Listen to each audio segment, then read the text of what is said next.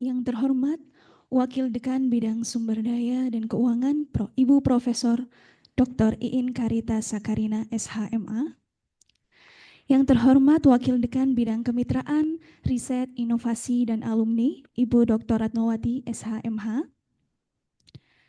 Yang kami hormati Wakil Ketua Dewan Perwakilan Daerah Republik Indonesia Bapak Tamsil Lindrung, Bapak Ibu dosen yang menyempatkan hadir, serta peserta kegiatan kuliah umum pada pagi hari ini.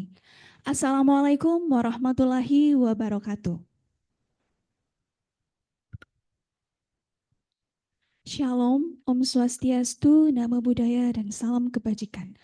Puji syukur kita panjatkan kehadirat Tuhan Yang Maha Esa, yang telah memberikan karunia-Nya sehingga pada hari ini kita dapat melaksanakan kegiatan kuliah umum dengan tema Peran Strategis DPD RI dalam Mengawal Pelaksanaan Program Astacita Presiden, yang mana kegiatan ini dirangkaikan dengan Dies Natalis Fakultas Hukum yang ke-73. Mari kita memulai acara pada pagi hari ini dengan membaca basmalah. Bismillah. Agenda pertama, yakni sambutan dari Wakil Dekan Bidang Kemitraan, Riset, Inovasi, dan Alumni, sekaligus membuka acara kita pada pagi hari ini. Kepada Ibu Dr. Ratnawati SH MH, dengan hormat disilakan.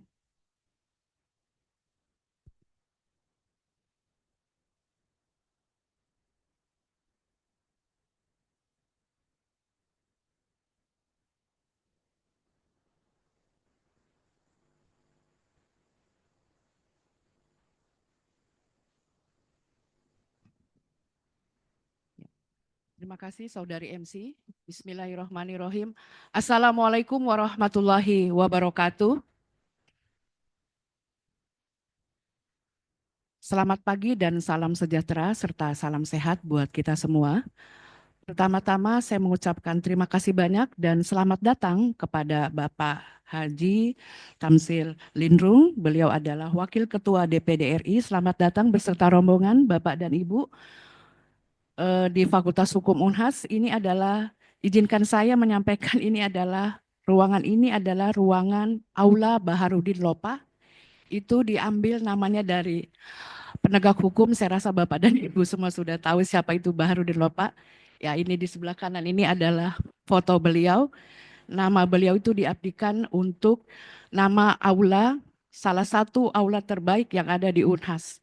Jadi aula ini adalah walaupun berada lokasinya di Fakultas Hukum, tetapi biasa juga kegiatan-kegiatan yang dilaksanakan di Universitas Hasanuddin itu mereka meminta izin ke Ibu WD 2 untuk menggunakan ruangan ini. Boleh tepuk tangannya mungkin Ibu Bapak. Ya, yang saya hormati tamu kita hari ini, yang hadir ini adalah mahasiswa, baik mahasiswa program S1, S2, dan S3. Jadi yang hadir pada pagi hari ini dari Jakarta yang mendampingi beliau itu yang pertama ada Brigadir Jenderal Polisi Dover Christian, staf khusus Wakil Ketua DPD RI. Izin Bapak apabila penyebutan nama Bapak salah. Ya, kemudian ada Bapak Ibu, sekali lagi mohon maaf saya tidak bisa sebutkan satu-satu.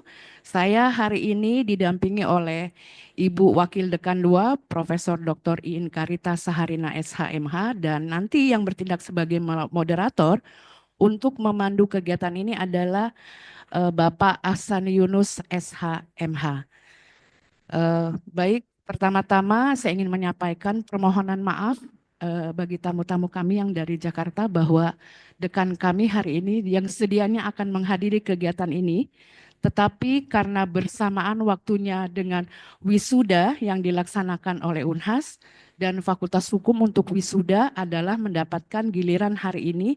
Jadi sekali lagi mohon maaf atas nama dekan tidak sempat menghadiri kegiatan pada pagi hari ini. Perlu saya sampaikan kepada Bapak Wakil Ketua DPD RI bahwa di Fakultas Hukum ini ada 5 program studi. Jadi di Fakultas Hukum Unhas ini ada 5 program studi, 2 program studi untuk sarjana, 2 untuk magister, dan 1 untuk program doktoral. Alhamdulillah untuk program sarjana itu kami sudah terakreditasi internasional, alhamdulillah. Untuk program magister, magister ilmu hukum itu sudah terakreditasi internasional juga. Dan untuk program notariat, sementara berproses untuk menuju ke unggul. Tetapi kalau untuk program S3 doktor, itu sudah terakreditasi unggul. Tadi saya sempat bicara dengan Bapak Wakil Ketua DPD bahwa ayo kita bikin kerjasama, izin ya Pak. Ada kerjasama, nanti bisa staf-stafnya Bapak apabila yang ingin melanjutkan pendidikan baik di S2 dan S3 itu, kami menunggu untuk tindak lanjutnya. Ya, di Fakultas Hukum Unhas ini juga kami mempunyai eh, apa namanya, yang Pak Aksan, apa lagi namanya Dek? Hah? Bukan, apa lagi?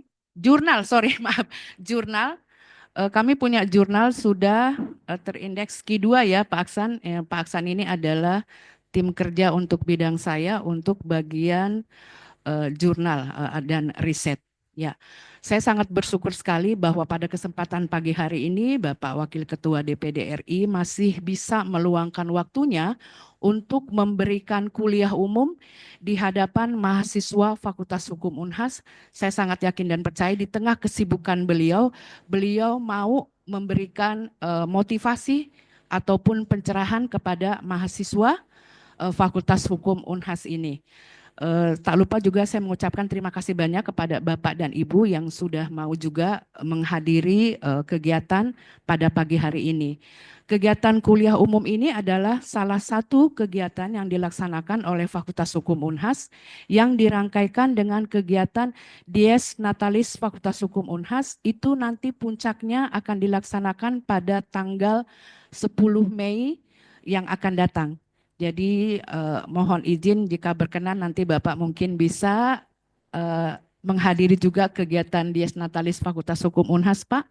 Sekali lagi mohon izin mungkin bisa dirangkaikan dengan ada perjanjian kerjasama antara Fakultas Hukum Unhas dengan Dewan Pertimbangan Daerah Republik Indonesia. Nanti saya mungkin bisa minta bantuan kandidat doktor sebentar lagi ya Dek Asrullah ya untuk bisa berkomunikasi dengan Bapak untuk menindaklanjuti kegiatan yang saya sampaikan tadi. Baik, karena tadi MC mengatakan bahwa selain saya memberikan sedikit sepatah kata juga membuka kegiatan ini, saya mohon izin, marilah kita bersama-sama membuka kegiatan kuliah umum ini yang akan disampaikan oleh Bapak Wakil Ketua DPD Republik Indonesia dengan mengucapkan basmalah. Bismillahirrohmanirrohim. Billahi taufiq wal hidayah. Wassalamualaikum warahmatullahi wabarakatuh.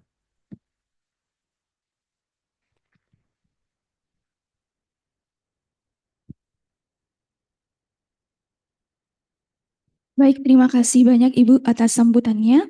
Selanjutnya kita beralih ke acara inti, yakni pemaparan materi kuliah umum, yang mana pada sesi kali ini akan dipandu oleh moderator kita, yakni Bapak Ahsan Yunus, SHMH. Kepada Bapak dengan hormat disilakan. Baik, bismillahirrahmanirrahim. Assalamualaikum warahmatullahi wabarakatuh.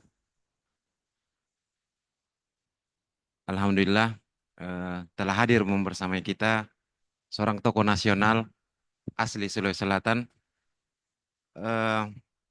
Pada kesempatan hari ini kita akan membahas salah satu isu yang sangat krusial, utamanya di awal kepemimpinan Presiden terpilih, terkait dengan masa depan dari pembangunan di Indonesia. Ingin yang kami sampaikan sebagai pengantar bahwa beliau Bapak Haji Tamsil Lindrung ini adalah bahkan di beberapa peserta ini yang mungkin belum lahir di tahun 2004 ya. Beliau sudah menjabat sebagai anggota DPR RI terpilih di tahun 2004.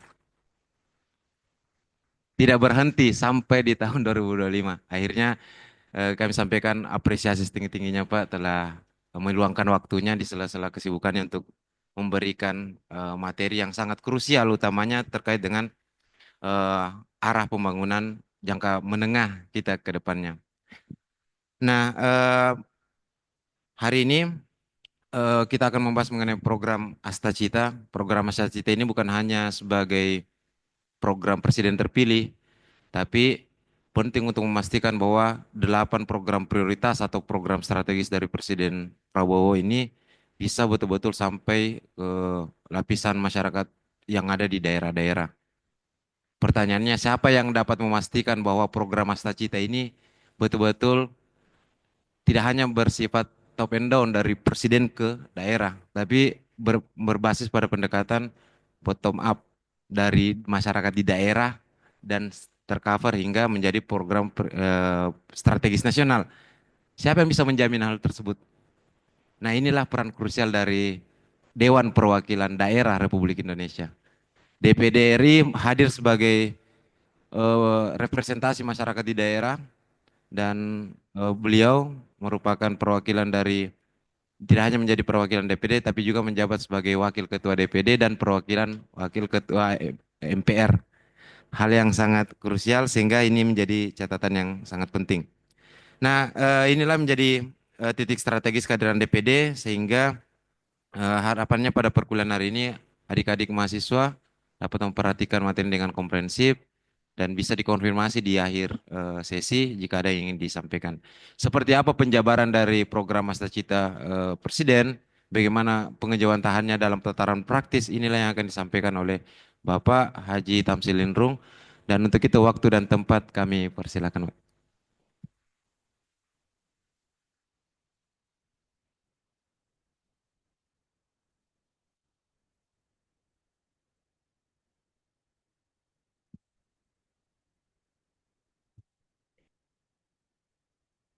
Baik, Bismillahirrahmanirrahim. Assalamualaikum warahmatullahi wabarakatuh. Yang saya hormati Wakil Dekan 2, Profesor Dr. Iin Kartika SH, MA.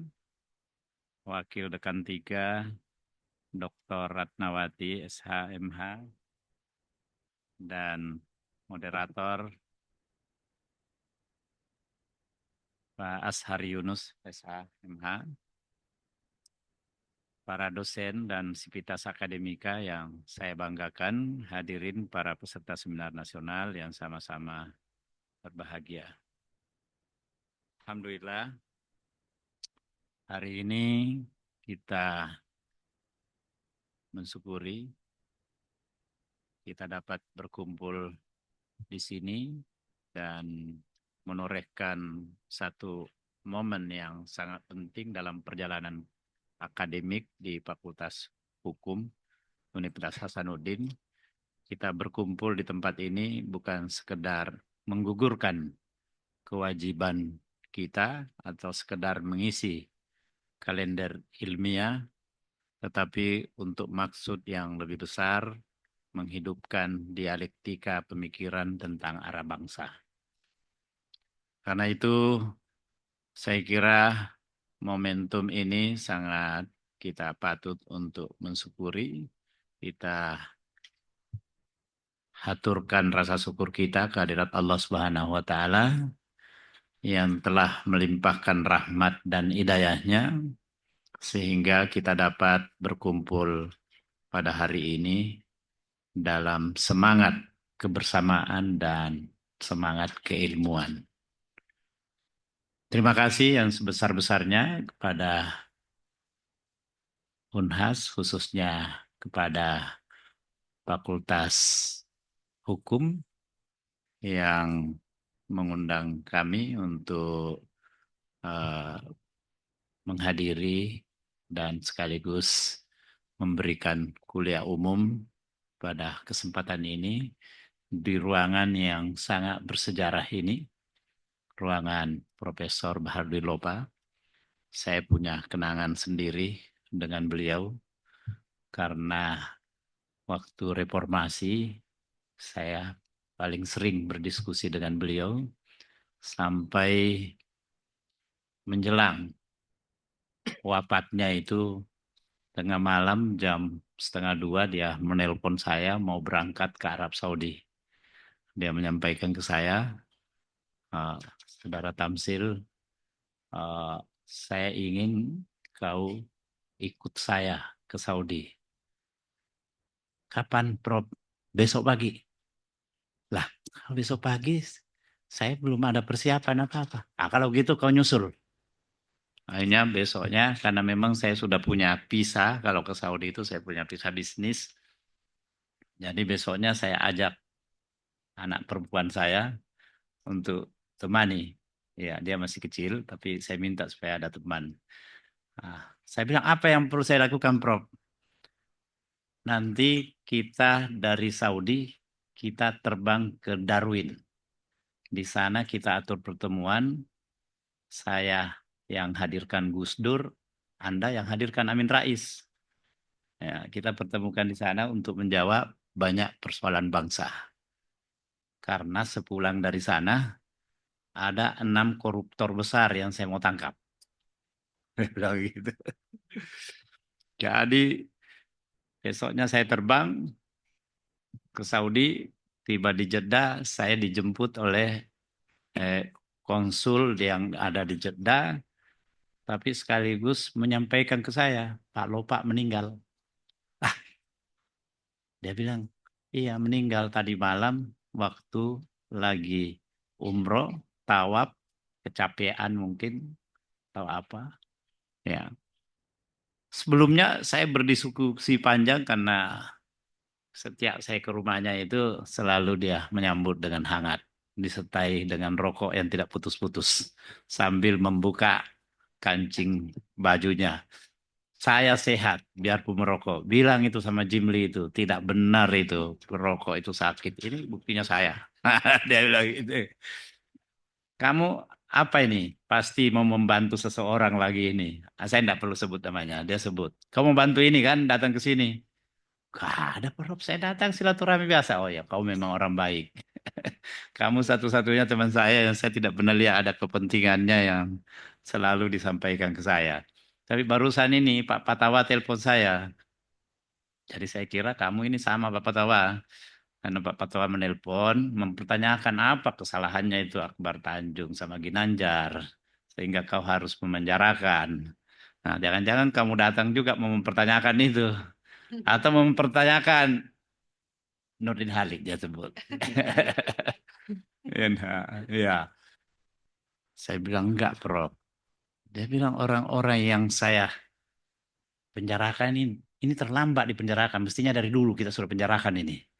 Tapi karena saya baru dikasih tugas untuk ini ya, itu dilaksanakan. Dia sampaikan seperti itu.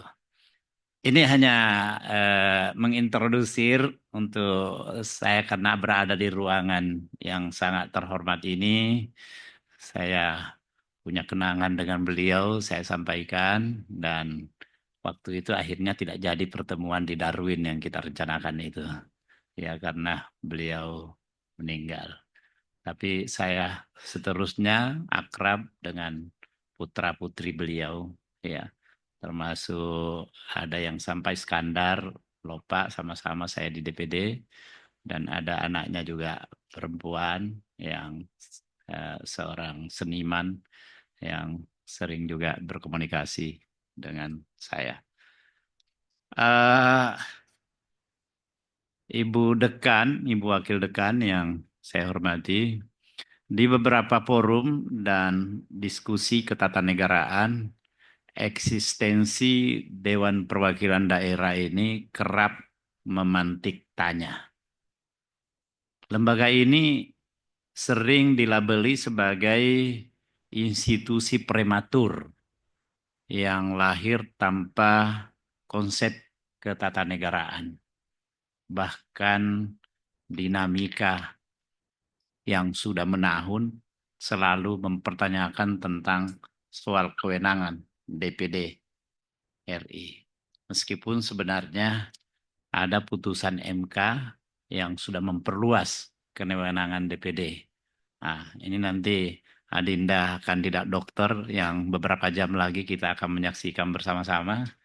Adinda Asrullah ini perlu membantu ini untuk mengkomunikasikan terutama dengan Komisi 3 di DPR, di mana ada Pak Lalo di sana, Pak Rudianto Lalo. Nah, ini yang sekarang menjadi fokus perhatian media kalau dia bicara. Karena pasti sesuatu yang sangat menarik. Apalagi Komisi 3 sekarang ini hampir setiap masalah dia bawa ke Komisi 3. Ribut di internal kejaksaan juga udah sampai hal-hal yang sangat teknis dibawa ke Komisi 3. Nah, Ibu, namun dalam perjalanan ini kita di DPD merasa ada angin segar dengan astacita Presiden. Saya beberapa kali bertemu dengan Presiden, baik sebelum maupun sesudah dilantik, karena saya berteman sejak lama dengan beliau, semenjak menjadi Danjen Kopassus, saya berteman, kemudian waktu dia menjadi Ketua Umum HKTI, saya salah satu ketua di HKTI. Dan itu beliau selalu mengingat juga setiap kali bertemu. Wah, Mas Tamsil ini orang yang tidak pernah meninggalkan saya waktu saya mau dikudeta di HKTI, dia tetap bersama saya. Terakhir dengan Jenderal siapa? Muldoko, ya itu. Saya tetap bersama dengan dia. Cuma saya tambahkan, tapi yang terakhir Pak, saya mendukung Pak Anies Baswedan, bukan Bapak, untuk jadi presiden. Oh iya, tidak apa-apa. Tapi kau kan 2 periode berturut-turut sebelumnya selalu dukung saya dan saya kalah. Makanya saya bilang saya takut jangan-jangan saya dukung Bapak kalah lagi. Jadi lebih baik saya tidak dukung, ternyata betul menang kan. Pas enggak saya dukung dia menang. Tapi Mas Tamsil dukung saya sekarang kan? Oh iya pasti, saya orang yang cepat move on. Kalau udah selesai, udah kita udah dukung. Nah, karena itu dia bilang, saya senang Anda menjadi pimpinan di DPD. DPD ini harus menjadi lembaga yang berdaya. Dia tidak boleh sekedar menjadi ornamen pelengkap, tapi dia harus betul-betul menjadi lembaga yang berdaya. Dan saya menyampaikan, Pak, astacita ke-6 Bapak itu DPD banget, saya bilang. Membangun Indonesia dari daerah dan dari bawah. Itu sangat DPD. Itu tagline DPD. Karena itu saya kira astacita, mulai yang pertama sampai seterusnya ke-8 ini, DPD siap untuk kawal itu. Tapi ini DPD betul-betul Bapak harus pertimbangkan sebagai sesuatu kekuatan yang efisien untuk mendorong apa saja yang menjadi perjuangan Bapak Presiden. Dia bilang, iya betul. Dia tanya, ada berapa anggota DPD? Sekarang 152. Karena 4 setiap kabupaten, ada 38 kabupaten.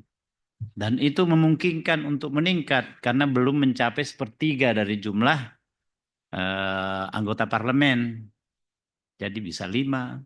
Bahkan ke depan bisa jumlahnya lebih banyak lagi. Apalagi kalau DPD, karena DPD sekarang memperjuangkan untuk aspirasi dari daerah yang memang ingin ada pencabutan moratorium pemekaran, kita akan dukung.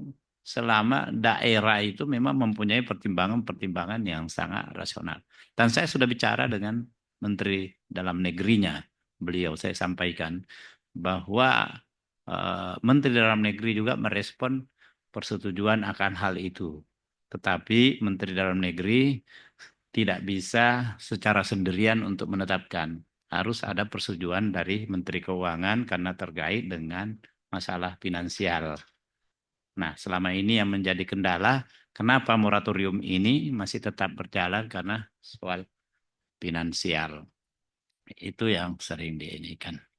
Nah, visi itu sesungguhnya telah saya tuangkan dalam satu dokumen intelektual, buku Paradigma Baru, Ijtihad Senator Menata Arsitektur Demokrasi. Sebuah ikhtiar untuk merespon desain konstitusional agar DPD mereposisi dengan melalui optimalisasi, mereposisi diri maksud saya melalui optimalisasi peran secara relevan dan aktual menariknya, panggung aktualitas itu terbuka lebar sejak Presiden Prabowo mencanangkan Asta Cita. Ada hal lain yang juga disampaikan Presiden Prabowo dalam diskusi-diskusi saya dengan beliau. Dia sangat konsen untuk penegakan hukum. Karena itu jauh sebelum adanya operasi penangkapan para pengoplos BBM, dia sudah menyampaikan ke saya bahwa ada kejadian yang akan dia lakukan apabila yang bersangkutan, saya sudah sampaikan, kembalikan uang negara yang Anda curi. Terserah caranya bagaimana. Mau sembunyi-sembunyi atau terang-terangan. Tapi kalau tidak kamu lakukan itu, maka kami akan bertindak. Dan itulah yang dia buktikan salah satunya. Dia juga menyampaikan ke saya bahwa yang namanya judi online itu menguras uang masyarakat tidak kurang dari 700 triliun setiap tahunnya. Dan bukan hanya orang-orang Indonesia yang diundurkan, tapi warga negara lain dan bahkan ada negara yang secara terlibat untuk melakukan itu. Dia sebutkan 3 negara ke saya. Di antaranya Vietnam, Laos, sama apa. Dan tapi saya tidak mempertanyakan kepada Presiden Vietnam ketika bertemu. Dia datang ke kantor DPD, yaitu mantan presiden sama yang sekarang menjadi sekjen Partai Komunis. Ya.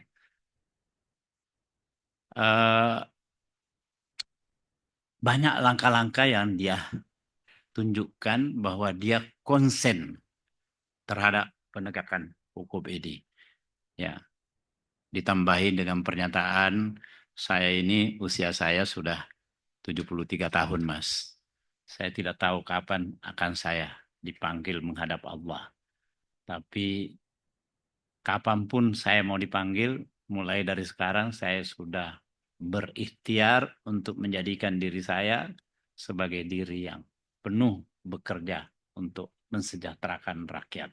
Karena itu apapun yang saya lakukan itu. Termasuk dia menyampaikan bahwa rumusan pasal 33 ayat 3 Undang-Undang 45 ini harus kita implementasikan secara sungguh-sungguh.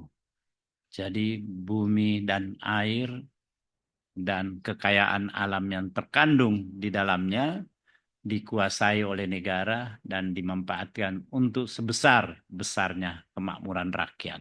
Ini harus kita lakukan. Saya akan membentuk suatu lembaga yang memangkas anggaran-anggaran yang besar tapi tidak produktif. Ya, salah satu diantaranya itu kita ini punya bank. Berapa jumlah bank umum di Indonesia? Ada 117.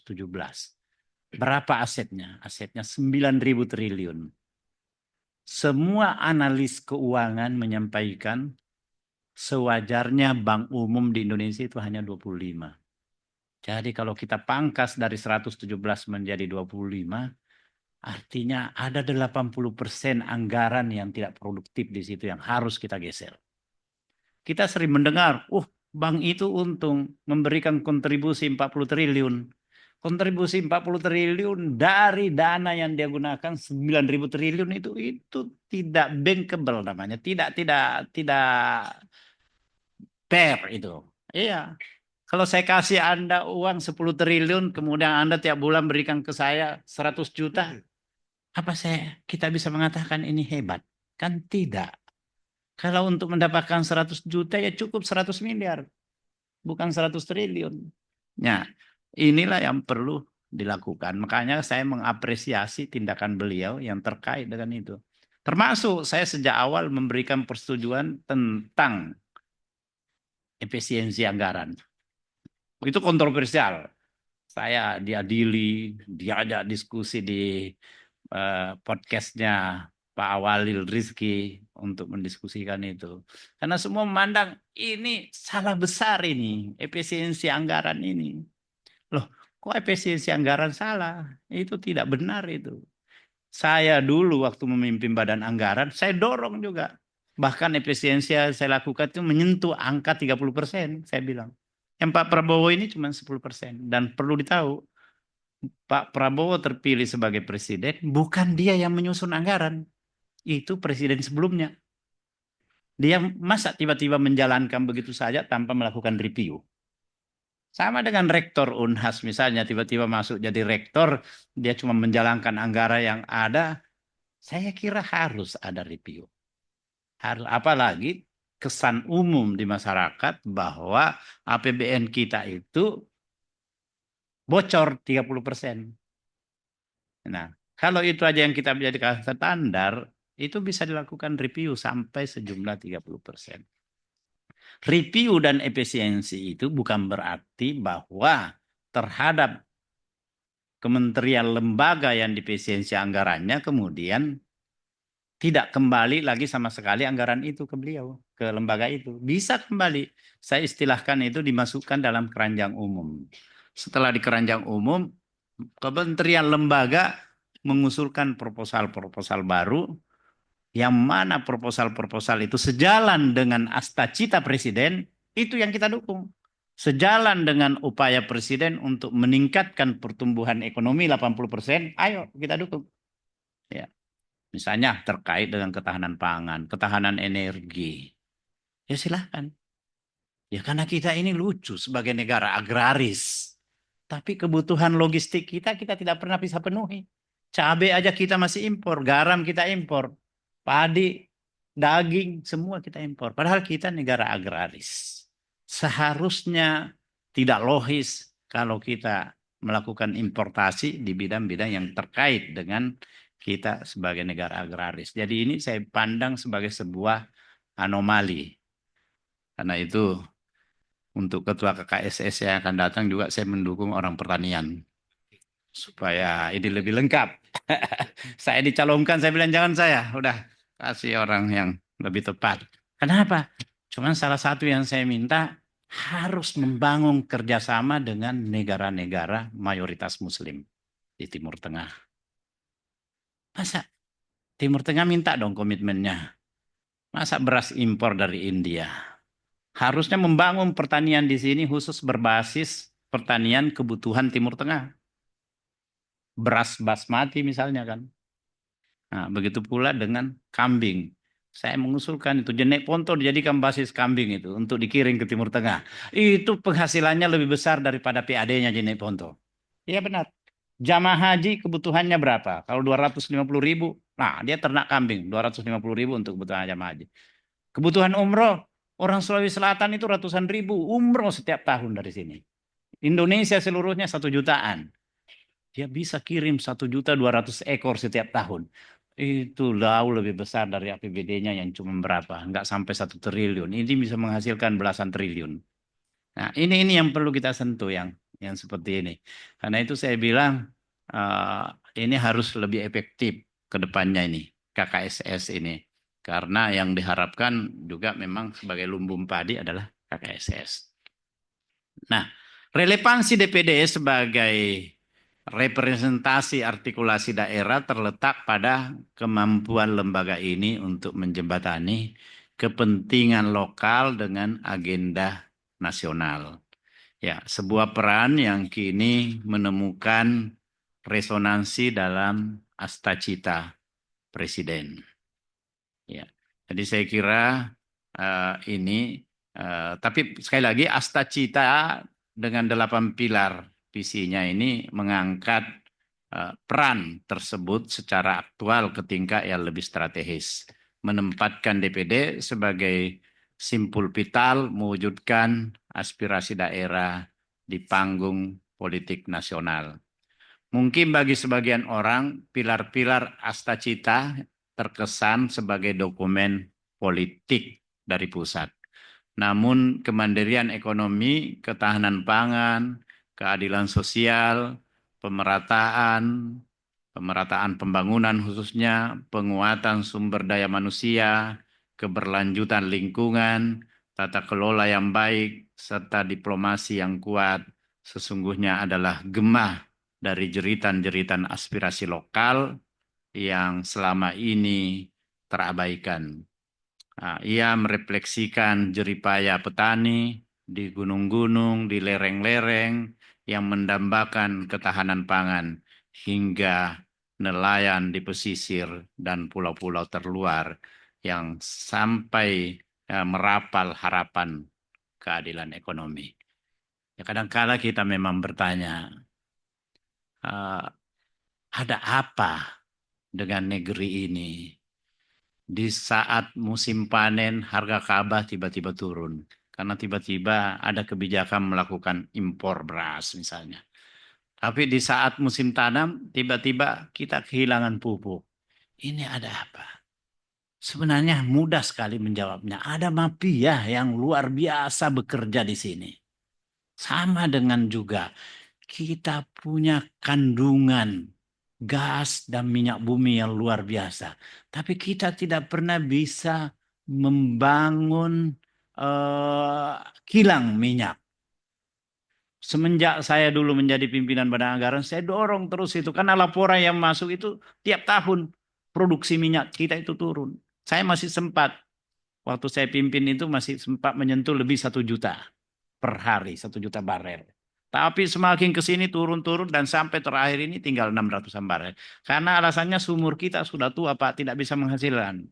Nah, suatu waktu saya bertemu dengan Dirjen ESDM, Energi dan Sumber Daya Mineral, itu Ibu Dr. Epita Legowo.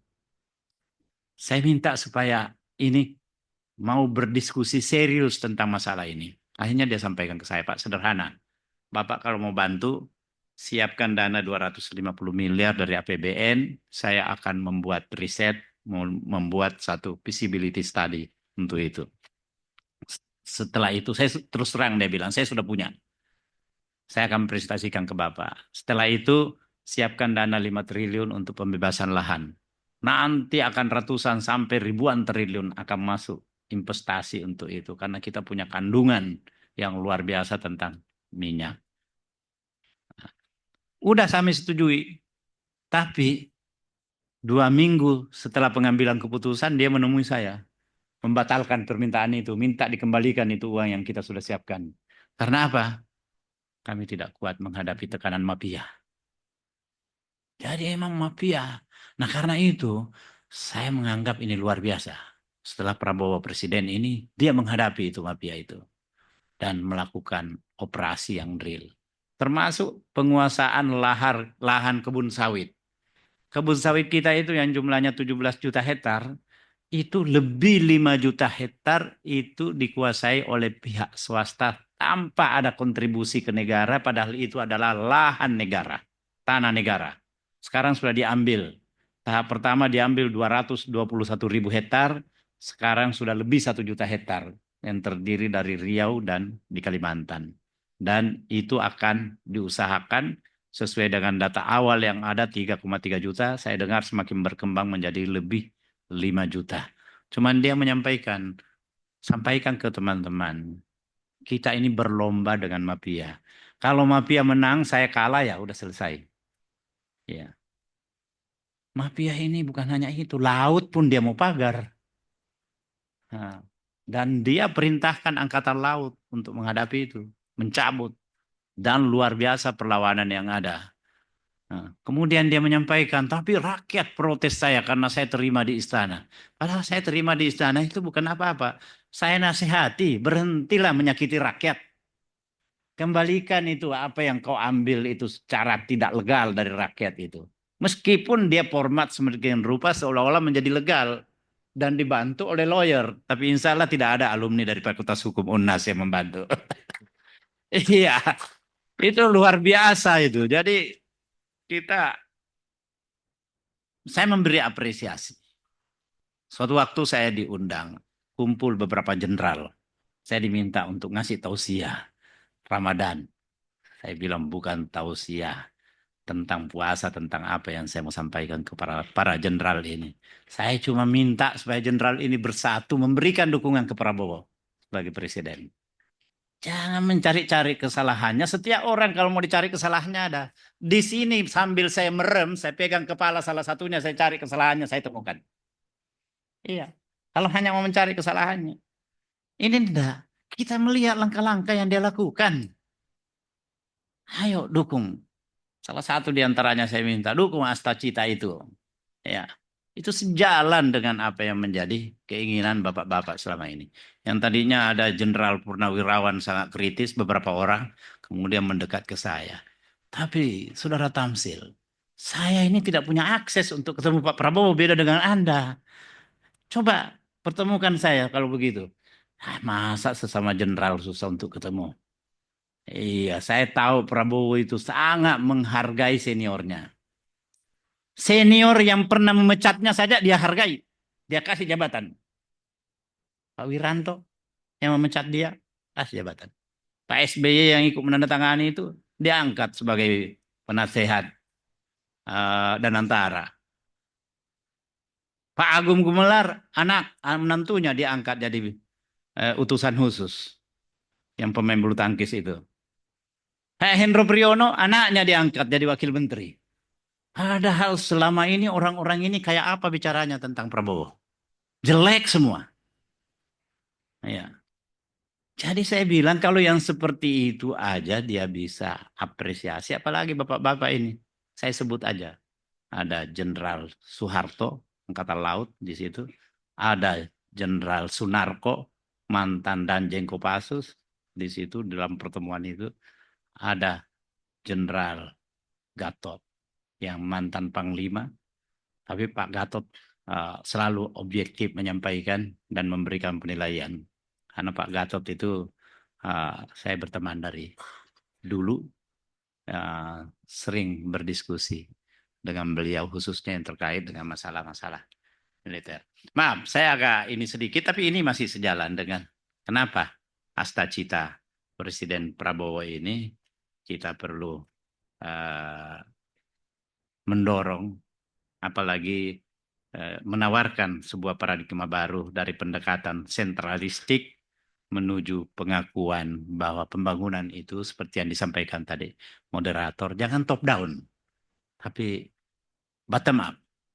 Kita mulai dari bawah, dari desa, apresiasinya terhadap desa luar biasa. Koperasi luar biasa. Sekarang ini mau membentuk koperasi 50.000 koperasi. Berapa? Oh, bukan 50.000, 80.000 karena 80.000 desa. Cuman saya sarankan kalau bisa jangan basisnya desa dulu. Kecamatan. Supaya tidak terlalu besar. Meskipun dulu sama Pak Harto namanya juga koperasi unit desa. Tapi penempatannya basisnya bukan di desa, tapi di kecamatan. Ini hari Jumat ya, jam 10. Jadi saya kira saya ingin sampaikan bahwa kini DPD menjelma sebagai representasi artikulasi daerah di panggung politik nasional melalui kemampuan kolaborasi untuk menjaga keseimbangan antara otoritas pusat dan otonomi daerah. Dalam sistem yang seringkali didominasi oleh DPR dan pemerintah pusat. Nah, sekarang saya kira DPD kebetulan yang menjadi pimpinan di DPR banyak teman-teman lama saya karena saya 3 periode di DPR. Jadi boleh dikata komunikasi pimpinan DPD sekarang dengan pimpinan DPR berjalan bagus. Ya, bahkan banyak junior saya. Karena itu ketika ada podcastnya Pak Lanyala yang menganggap bahwa saya meminta bantuan menggunakan kekuatan luar untuk segala kebijakan yang baru ini, saya jawab bahwa itu tidak. Karena saya itu membangun relasi dan komunikasi dengan berbagai pihak bukan baru sekarang. Tumbuh sejak dulu saya sebagai aktivis. Ya, bahkan jauh sebelum reformasi kami itu sudah membangun komunikasi yang baik. Saya dikira menggunakan suatu kekuatan supaya Menteri Keuangan menyetujui anggaran untuk reses DPD. Saya bilang saya tidak perlu menggunakan kekuatan orang luar. Saya berteman dengan Ibu Sri Mulyani itu sejak tahun 2007. Dan saya ditempatkan sebagai salah satu kawan baiknya yang bangun komunikasi dengan dia dalam penyusunan anggaran-anggaran untuk pembangunan di seluruh Indonesia. Ya, termasuk beberapa menteri sebelumnya juga, termasuk Hatip Kemarin dia punya podcast, ternyata foto saya yang dipasang mengintrodusir podcastnya itu. Karena itu pertemanan yang cukup lama dengan gubernur BI segala macam, sehingga saya berharap bahwa DPD ini bisa kita sama-sama jernih melihatnya. Kasihan kalau lembaga ini kita tidak maksimalkan pemanfaatannya dalam membangun daerah ini. Karena itu saya minta supaya pemerintah daerah ikut memanfaatkan ini. Saya sudah bicara dengan Menteri Dalam Negeri.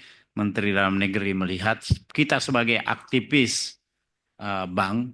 Ini kalau Menteri Dalam Negeri karena teman lama saya juga, bahkan kadang-kadang manggilnya saya Puang. Bilang kayak orang Bugis aja dia, padahal orang Bugis tidak ada yang memanggil saya Puang.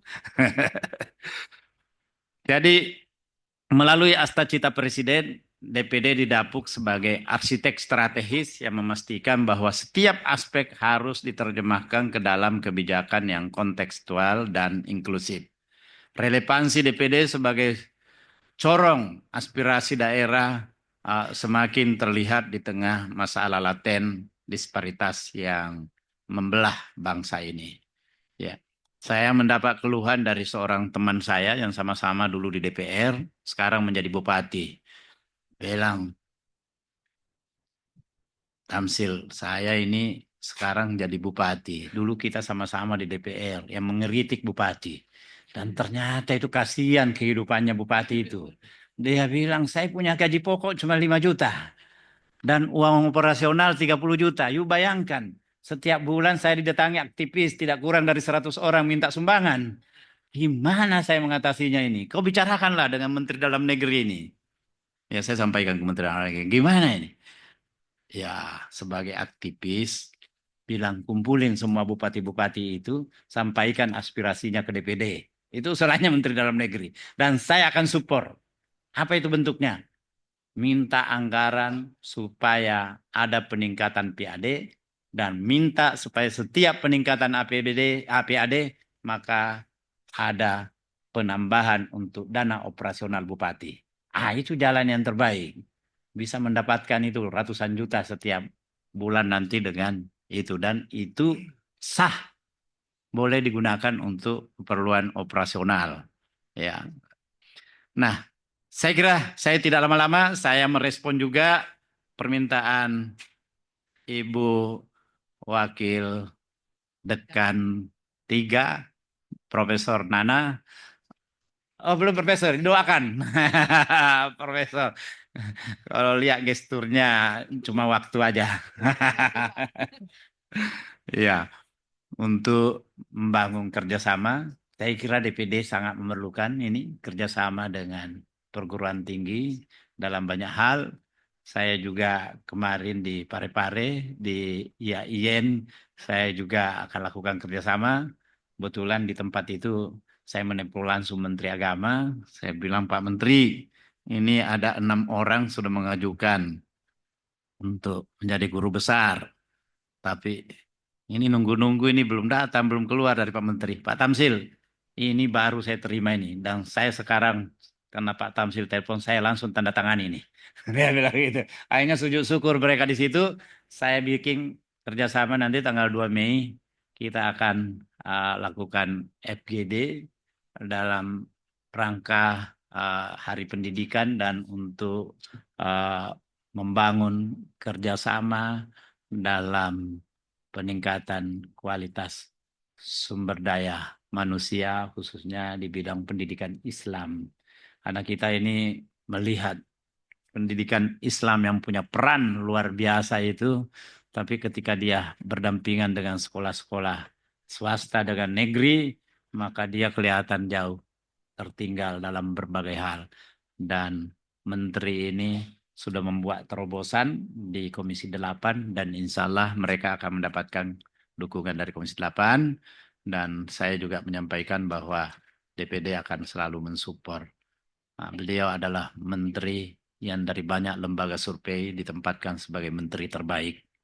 Alhamdulillah kemarin saya juga berkawan lama dengan dia. kita sama-sama bangun pesantren, dia bangun pesantren di Bone, saya di Jakarta, di Banten, di Bogor, dan di Sulawesi Selatan, juga di Amerika. Jadi pesantren pertama di Amerika itu saya bersama Dr. Samsi Ali yang bikin di Connecticut. Nanti kalau Ibu Dekan jalan-jalan ke sana, jangan lupa mampir ke Connecticut. Ya. Dan Pak Samsi Ali orang Bulukumba. Ya, itu dia yang sana. Ditambah lagi orang Maros satu namanya Mutar. Nah, Mutahir ya. Sama Rasid. Rasid itu alumni ICM di Gunung Gelis. Saya punya ICM dulu di Gunung Gelis. Sekarang di sana. Nah, kalau sebelumnya DPD dipandang hanya sebagai institusi pendamping, institusi pelengkap, dan ornamen demokrasi, kini Astacita telah meretas jalan bagi paradigma baru penguatan DPD. Memperluas cakrawala peran DPD sebagai fasilitator kolaborasi, penggerak sinergi, dan penjaga harmoni pusat daerah.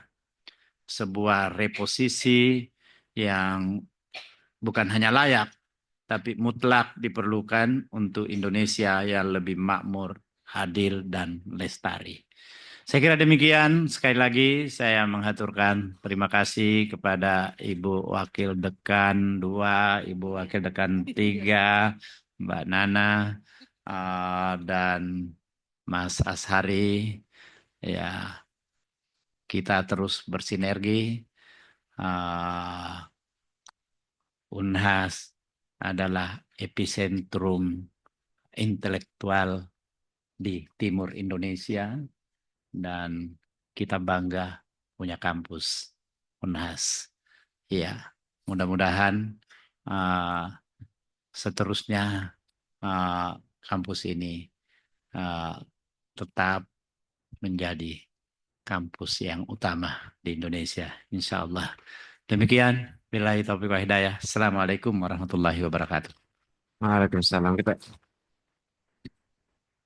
Baik, terima kasih banyak Bapak Haji Tamsil Lindrung atas pemaparannya dan sekaligus memberikan paparan mengenai secara lebih dekat tentang program Asca Cita Presiden yang tidak hanya menjadi program populis dan janji politik pada saat terpilih, tapi betul-betul merupakan bentuk konkret dari upaya Presiden mewujudkan cita atau tujuan yang diharapkan atau bahasa pangkepnya ini Pak, REH-ID, tujuan negara yang ingin dicapai melalui Asta Cita ini betul-betul dapat dijembatani dengan baik oleh DPD RI untuk memastikan bahwa pemerintah pusat tidak berjalan sendiri-sendiri, pemerintah daerah berjalan sendiri-sendiri, tapi ada peran sentral yang dibawakan oleh DPD untuk memastikan bahwa program-program strategis nasional juga sampai menyentuh aspirasi masyarakat dan betul-betul dibutuhkan oleh masyarakat,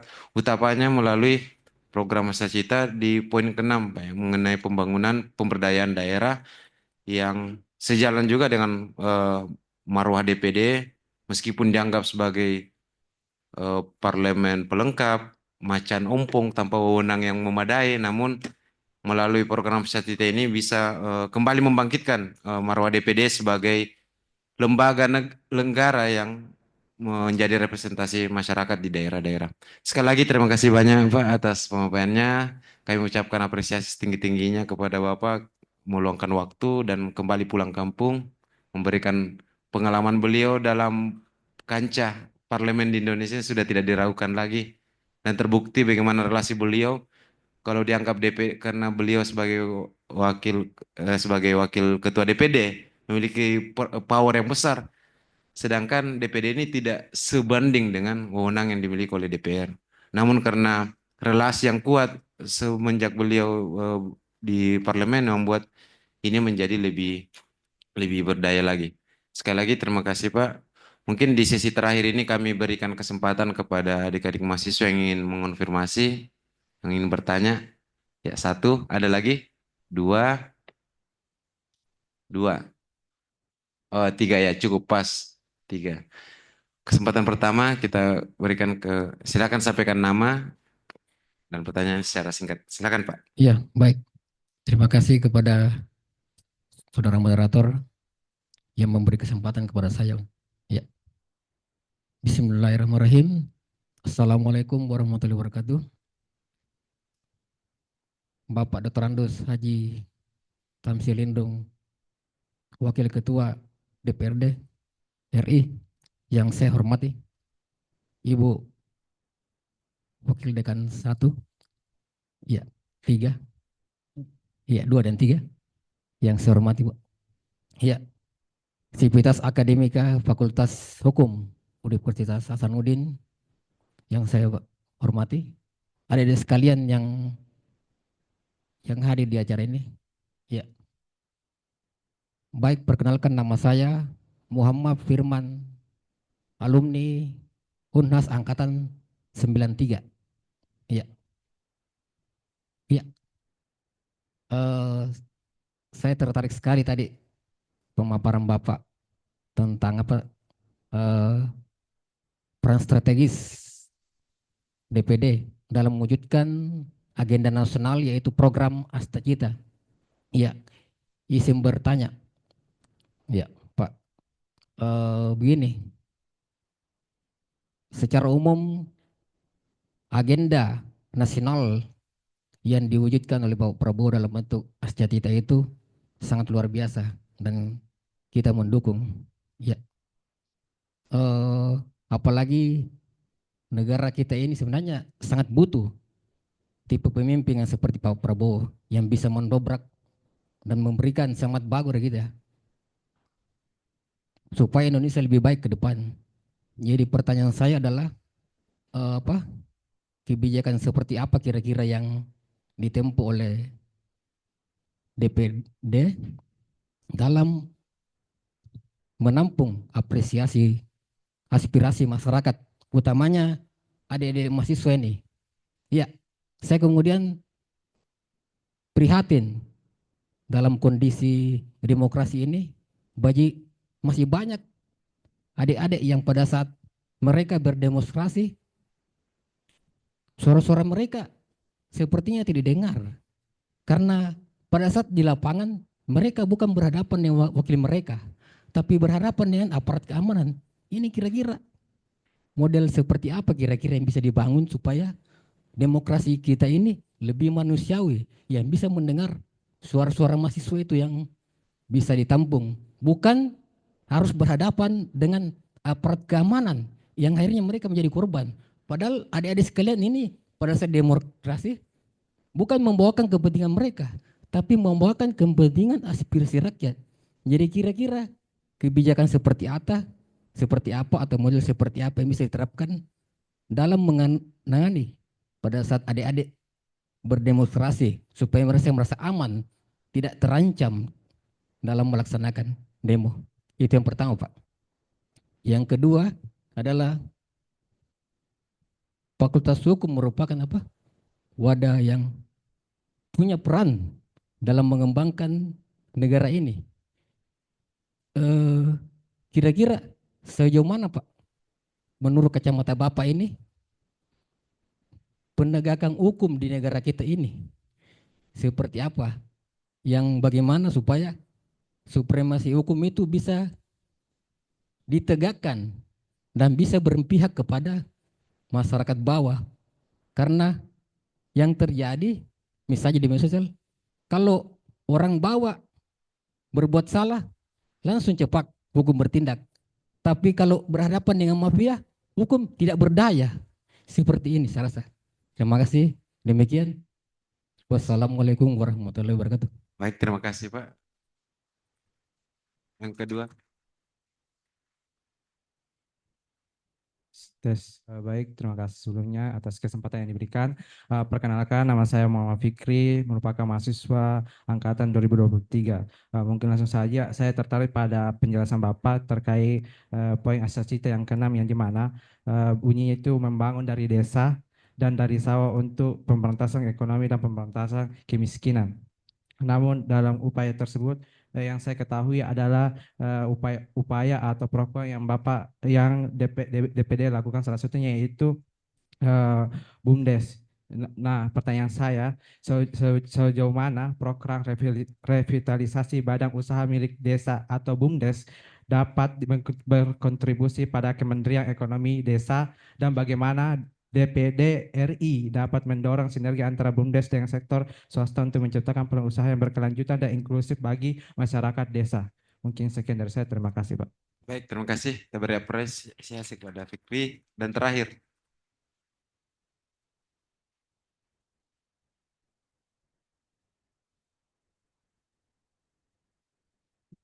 Bismillahirrahmanirrahim. Assalamualaikum warahmatullahi wabarakatuh. salam. Perkenalkan, saya mahasiswa Magister S2 di Fakultas Hukum Unhas. Nama saya Fazlur Rahman Nasruddin Budiman. Alhamdulillah, saya sebelumnya berterima kasih kepada Sivitas Unhas yang telah mengundang narasumber kami, narasumber yang sama-sama kita cintai, dan semoga Allah melindungi Bapak selalu dalam menjalankan tugas-tugasnya. Allahumma amin. Jadi yang pertama saya berterima kasih Pak Dr. Andes Tamsilindrung sebagai Wakil Ketua DPD RI yang telah memberikan saya sebenarnya tempat tinggal dulu di Jakarta waktu kuliah S1 di Mampang Perapatan 4 Pak. Itu sama Bapak saya. Terima kasih Pak. Selesai S1 kami dan itu di Mampang Perapatan 4 itu sangat besar sekali yang Bapak kasih kami tempat tinggal. Terima kasih. Yang saya ingin tanyakan Pak, di sini kan ada beberapa kasus yang belum selesai Pak terkait. Yang pertama ada kasus tentang pagar laut yang tidak tahu kapan ujungnya, apa pelakunya, sampai sekarang belum apa pelakunya. Mungkin Bapak bisa memberikan sedikit membuka lagi pembahasan tentang aja pelakunya. Kemudian yang selanjutnya kasus Pertamina tadi Pak. Bisa enggak sih Pak kalau kita beraspirasi menyampaikan tentang bisa digugat perdata untuk Pertamina memberikan kompensasi kepada masyarakat langsung minyak yang telah dipakai masyarakat. Kemudian yang terakhir ada beberapa kasus kecil yang pernah saya diskusi sama teman-teman di Makassar ini terkait dengan adanya Permen Perin nomor 20 tahun 2020 Pak tentang pemberlakuan logo SNI untuk kertas atau kardus makanan Pak. Jadi beberapa oknum kepolisian mendatangi, saya sebut saja ada Kakufut sama Lazuna. Dan di situ mereka tidak menggunakan logo SNI Pak, tapi beberapa penyidik, saya sebut oknum kepolisian yang mendatangi mereka dengan memberikan teguran keras atau memberikan surat kepada mereka tentang memberikan kesaksian Pak terkait itu, kasus tersebut itu. Tapi sampai detik ini mereka dari pihak penyidik belum memberikan kejelasannya Pak. Mungkin Bapak sebagai DPD RI yang kami sangat mencintainya bisa memberikan pengawalan tersebut sama terkait yang kasus yang di Barabaraya Pak. Siapa tahu Bapak menjadi bisa memberikan juga masukan kepada warga Barabaraya karena termasuk saya kecilnya dulu di situ di Barabaraya dan alhamdulillah sampai sekarang teman-teman yang di Unhas yang menjadi pengawal masyarakat di Barabaraya itu tadi Pak. Terima kasih. Assalamualaikum warahmatullahi wabarakatuh dan semoga Bapak dijaga terus sama Allah Azza wa Jalla. Amin. Ya Allah. Terima kasih. Baik, ada 3 penanya Pak. Yang pertama dari Muhammad Firman, senior angkatan 93, dan Muhammad Fikri 2023, beda tipis ya. Dan terakhir, nah ini ada personal touch dari Fazlur Rahman Nasruddin yang mana berkat kontribusi Bapak sehingga bisa sampai di posisi saat ini. Silakan Pak, langsung dijawab. Baik, terima kasih. Pertama Mas Firman, gimana sih bentuk demonstrasi yang efektif? Sekarang ini mahasiswa memperjuangkan kepentingan rakyat tapi menjadi korban dari aparat. Ya, karena sama-sama mungkin ada di antara mereka anak dan ayah, aparatnya ayahnya, anaknya kuliah di sini, demo yang didemo ayahnya, kemudian membuat tindakan-tindakan yang sama-sama merugikan karena fisik yang terjadi, bukan dialog. Saya itu pernah bercanda, tapi sebenarnya bisa juga dimaknai secara serius. Saya bilang seandainya di Senayan itu cuma ada DPD dan saya pimpinannya, itu pintu pagar itu saya buka. Setiap ada yang demo yang mau dialog itu saya akan terima. Dan selama ini saya memang memperlakukan seperti itu. Saya terima untuk berdialog karena setahu saya dialog itu bisa mengatasi masalah. Bukan dengan teriak-teriak seperti itu. Saya juga dulu demonstran. Ya. Dan saya menginjakkan kaki di Jakarta karena saya diskorsin sebagai demonstran. Iya. Jadi memang harus dirumuskan gimana caranya. Apalagi dengan cara-cara kekerasan, membakar-bakar. Tadi Bu Wakil Dekan sudah ceritakan ke kita. Di sini ada pertarungan sejati yang biasa terjadi. Edi dengan bisik. Kenapa mahasiswa harus mengambil langkah-langkah kekerasan? Ini juga menjadi pertanyaan. Saya juga polisi itu. Saya sarankan, ya memang latihan kekerasan itu perlu. Tapi jangan hanya itu yang diandalkan. Ya, memang ototnya bisa kuat, bisa lompat dari ketinggian berapa jatuh ke bawah tidak apa-apa. Mahasiswa yang tidak pernah latihan mau mengikuti itu juga remuk dia nanti. Jadi jangan. Ya, jadi memang kita perlu mencari format yang lebih bagus, ya, yang bisa mengantarkan kepada tujuan yang kita ingin capai. Nah, saya tahu bahwa teman-teman yang di sebentar dulu ini ada saya telepon balik. Saya lagi ngisi acara di Unhas. Bentar saya telepon. Ya, ya, ya. Jadi memang perlu dirumuskan itu. Betul Pak Firman itu. Jadi saya kira dialog yang perlu dibangun. Perwakilan dari mahasiswa bertemu dengan siapa itu silahkan dilakukan. Dan kita betul-betul mengukurnya. Sekarang di Malaysia itu sudah dikembangkan. Dialog. Buruh juga dialog. Dialognya tidak berhenti sampai ada putusan. Hari ini tidak selesai, lanjut besok. Lanjut terus. Itu yang dilakukan oleh Perdana Menteri yang baru, Pak Anwar Ibrahim. Wah, makasih Prof. Andi Pangerang Muntak. Saya lanjutkan, Prof. Jadi dialog ini. Iya. Saya berdiskusi dengan buruh, datang di rumah saya buka puasa. Semua perwakilan buruh kumpul dan saya undang Menteri Tenaga Kerja, Pak Yasirli, Profesor Yasirli datang. Akhirnya bertemu di situ ada titik temu. Semua yang dipersoalkan, dikomunikasikan. Yang belum bisa dijawab hari itu dijanjikan. Yang belum ada solusi akan dicarikan bersama-sama. Solusi. Ya, termasuk pabrik apa itu yang di Jawa Barat yang tadinya mem-PHK karyawannya puluhan ribu itu, akhirnya secara bertahap karyawan itu kembali aktif, mulai dari 5.000 sampai berapa? Pabrik tekstil, apa namanya? Iya tekstil nama perusahaannya itu saya lupa. Seritex. Itu saya fasilitasi. Saya sekarang ada rumah dinas. Jadi di rumah dinas itu saya undang datang karena kadang-kala kalau di kantor semua ruangan terpakai dalam rapat-rapat komite. Nah, saya tawarkan kalau mau ayo di rumah dinas. Rumah dinas saya khususkan setiap Selasa dan Kamis kalau ada yang mau ketemu sambil saya siapkan buka puasa. Yang puasa, yang tidak puasa boleh makan duluan. Iya. Nah, apalagi kalau membandingkan penegakan hukum ini dengan mafia dan rakyat kecil.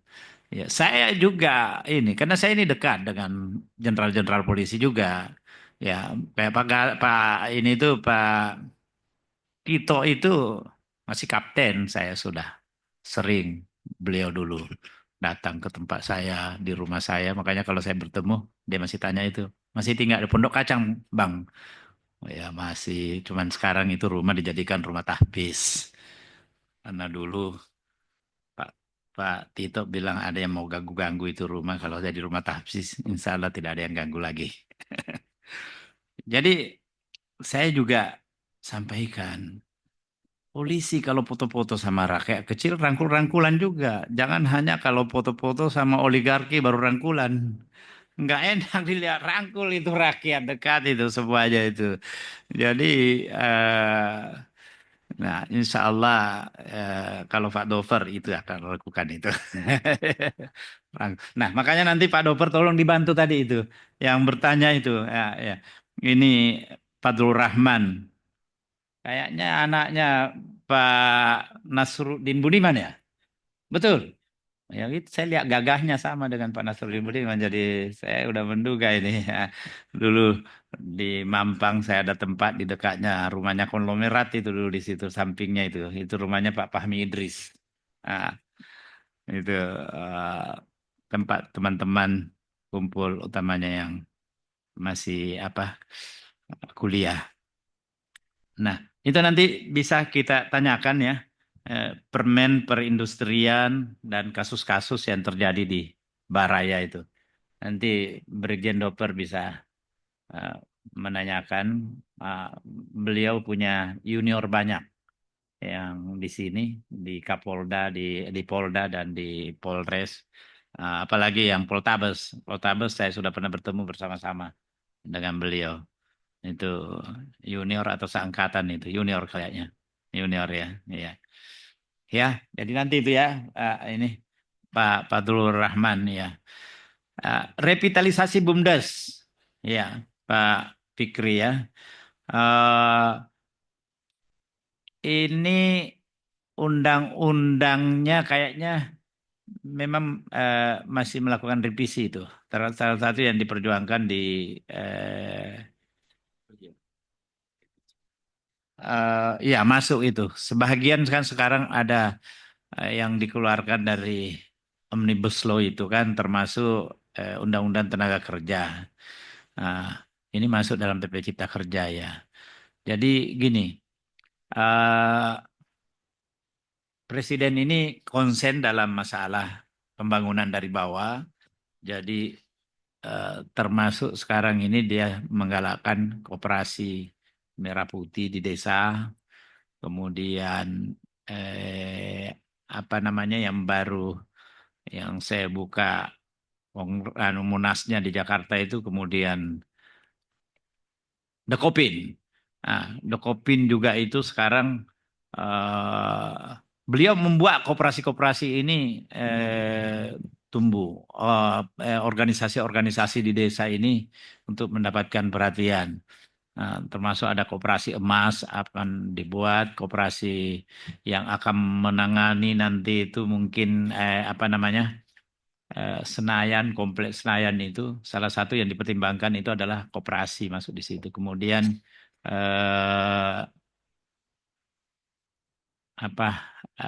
ada lagi satu itu di yang 6 center di situ juga ada lapangan golf itu tanah negara juga itu akan dibuat supaya itu tidak lagi menjadi lapangan golf tapi menjadi usaha-usaha koperasi yang dibangun di situ yang untuk produktif. Nah, termasuk badan-badan usaha milik desa ini memang harus ada spesifik di setiap desa itu. Apa yang ingin dikembangkan di desa itu. Ya, saya bicara juga dengan wali kota di Makassar ini akan mencoba, ini alumni Fakultas Hukum UNAS ini. Saya bilang salah satu yang harus diakhiri di sini, jangan ada kesan lagi kota Makassar ini kota sampah, kota banjir. Ada gerimis sedikit banjir, sampah di mana-mana. Dan dia punya konsep untuk mengatasi itu. Dan saya lihat dia bisa bergerak cepat untuk melakukan itu. Nah, kemarin juga saya sebelumnya bertemu lama dan diskusi bersama wakilnya untuk apa yang bisa disupport dari DPD karena kami pernah menjadi ketua kerjasama Parlemen Indonesia dengan Arab Saudi. Dan kami punya hubungan baik dengan Arab Saudi. Setiap duta besar itu, bahkan mantan duta besar kalau ke Indonesia itu selalu hadir ke tempat saya, datang ke rumah atau ke sekolahan saya biasanya. Begitu pula yang lain, duta besar Qatar, kemudian Uni Emirat dan Dubai. Nah, di sana itu dia mengembangkan kota masa depan. Dan dia siap bekerja sama dengan kota-kota yang ada di Indonesia, sister city. dia bisa bangun untuk itu. Saya minta kalau bisa, ayo dilakukan kerjasama. Karena salah satu komitmennya itu dengan Timur Tengah ini, kalau dia berinvestasi di suatu negara, dia tidak berpikir untuk membawa orangnya menjadi tenaga kerja di negara itu. Karena di negaranya sendiri dia butuhkan kita sebagai tenaga kerja. Dan dia sangat senang dengan tenaga kerja di Indonesia. Dia bilang, kami ini bukan kekurangan tenaga kerja. Kami bisa bawa dari Bangladesh, dari Sudan, dari India, dari Pakistan. Tapi saya merasa sangat cocok dengan orang-orang yang dari Indonesia. Saya merasa sebagai saudara Muslim saya itu. Karena itu tolong supaya kalau ada kejadian yang merugikan tenaga kerja di Indonesia itu jangan digeneralisir bahwa semua orang Arab itu memperlakukan tenaga kerjanya seperti itu. Dan perlu duta besar kita itu punya langkah-langkah preventif untuk mencegah itu. Nah, itulah yang dilakukan dulu Dr. Salim ketika dia jadi duta besar. Waktu dia mau jadi duta besar itu ditolak di parlemen. Apaan ini Ustaz mau jadi duta besar? Jadi kayak apa nanti itu di sana dianggap. Akhirnya saya bawa dia ke Pak Fahmi Idris sebagai Menteri Tenaga Kerja. Supaya dia yang komunikasi the Golkar sebagai pimpinan Golkar dan PDIP saya tahu dia dekat. Setelah bertemu dengan Pak Fahmi, dia mempresentasikan gagasannya kalau dia menjadi duta besar. Wah ini orang harus jadi ini. Kenapa harus jadi? Pertama, itu semua gagasan yang disampaikan itu sangat mudah diimplementasikan karena dia alumni Timur Tengah, punya hubungan baik dengan Timur Tengah. Timur Tengah itu ada dua penguasa yang menentukan itu, raja dan ulama. Kalau kau sudah dekat dengan ulama, itu kamu bisa mengatasi semua persoalan. Akhirnya apa yang terjadi waktu dia jadi duta besar? Ada hari libur untuk tenaga kerja. Hari libur itu digunakan untuk apa? Dia menjalankan ibadah umroh dan lain-lain itu. Mengaji, karena dia bilang dia juga perlu meningkatkan kualitas hidupnya, kualitas takwanya. Ah, itu diterima oleh mereka. Jalan itu. Ah, akhirnya Pak Fahmi Idris yang komunikasi dengan Golkar dan komunikasi dengan PDIP, akhirnya beliau diterima jadi duta besar. Cuman tidak lama karena setelah itu ditawarkan jadi menteri dan jadi menteri sosial. Ya, jadi saya kira banyak peluang-peluang yang bisa kita kerjasamakan dengan pemerintah, utamanya di Timur Tengah. Kenapa saya tekankan Timur Tengah? Kulturnya dengan kita ini agak lebih mirip karena dia Muslim. Kebutuhannya sebagai orang Islam itu sangat banyak yang kita bisa suplai. Yang saya sudah sebutkan tadi untuk kebutuhan jemaah haji aja luar biasa. Bisa meningkatkan produktivitas dan pendapatan asli daerah bagi daerah-daerah yang bisa mensuplai ke sana. Saya kira demikian. Terima kasih banyak ya. Jadi saya terima kasih atas atensi, doanya segala macam untuk saya dan lembaga DPD RI. Saya kembalikan kepada moderator. Assalamualaikum warahmatullahi wabarakatuh. Waalaikumsalam warahmatullahi wabarakatuh. Kita beri apresiasi sekali lagi Pak Plos kepada Bapak Haji Tamsil Lindrung atas pemaparannya sangat komprehensif dan membuat kita lebih paham secara konseptual dan secara praktis bagaimana penjabaran dari program Masya Cita dari Presiden yang sekali lagi relevan dan sejalan dengan misi kita bersama untuk penguatan DPD yang lembaga-lembaga yang kita cintai, yang merepresentasikan rakyat juga diberikan wewenang yang optimal. Untuk itu, sekali lagi Bapak atas nama pimpinan fakultas kami ucapkan banyak terima kasih atas waktu dan kesempatan diberikan sehingga dapat menyampaikan kuliah umum ini sebagai ini juga merupakan bagian dari rangkaian Dies Natalis kami ke 73 yang akan dilaksanakan 10 Mei dan ini adalah rangkaian yang terima kasih sekaliannya. Baik, itu yang dapat kami sampaikan. Sekali lagi terima kasih kepada seluruh peserta dalam mengikuti perkuliahan umum ini secara baik. Saya akhiri, wabillahi taufiq wal hidayah. Assalamualaikum warahmatullahi wabarakatuh. Baik, demikianlah tadi sesi acara pemaparan kuliah umum. Sekali lagi kita berikan apresiasi yang sangat meriah untuk narasumber kita, Bapak Tamsil Lindrung. Selanjutnya penyerahan piagam penghargaan kepada narasumber. Kami mengundang Ibu Profesor Dr. Iin Karita Sakarina, Ibu Dr. Ratnawati SMH, Bapak Tamsil Lindrung untuk maju ke depan. Penyerahan piagam penghargaan kepada narasumber.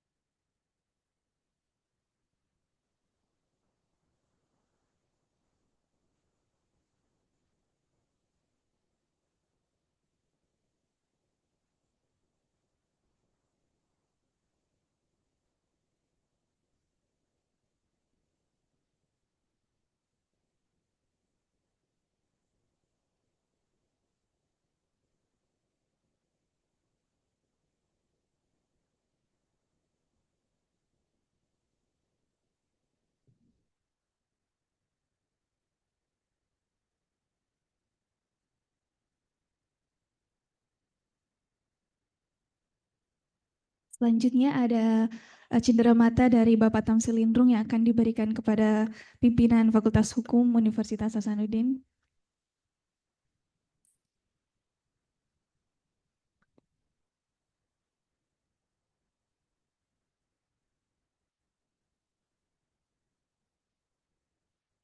Selanjutnya mungkin kita bisa foto bersama dulu Pak, Prof. Kepada peserta dipersilakan untuk berdiri dan merapat ke tengah agar kita dapat berfoto bersama. Izin teman-teman peserta, teman-teman adik-adik mahasiswa boleh berdiri dan bergabung ke tengah atau boleh berdiri di tempatnya.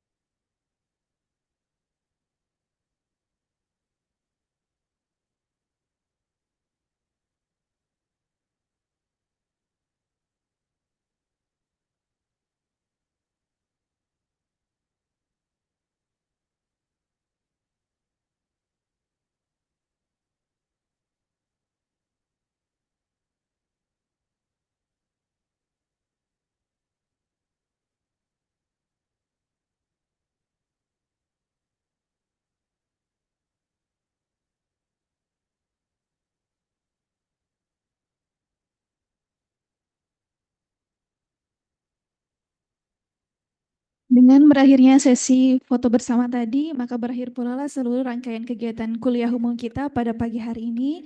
Kami selaku panitia ingin mengucapkan banyak-banyak terima kasih kepada narasumber dan peserta yang menyempatkan hadir pada hari ini. Wabillahi taufiq wal hidayah. Wassalamualaikum warahmatullahi wabarakatuh.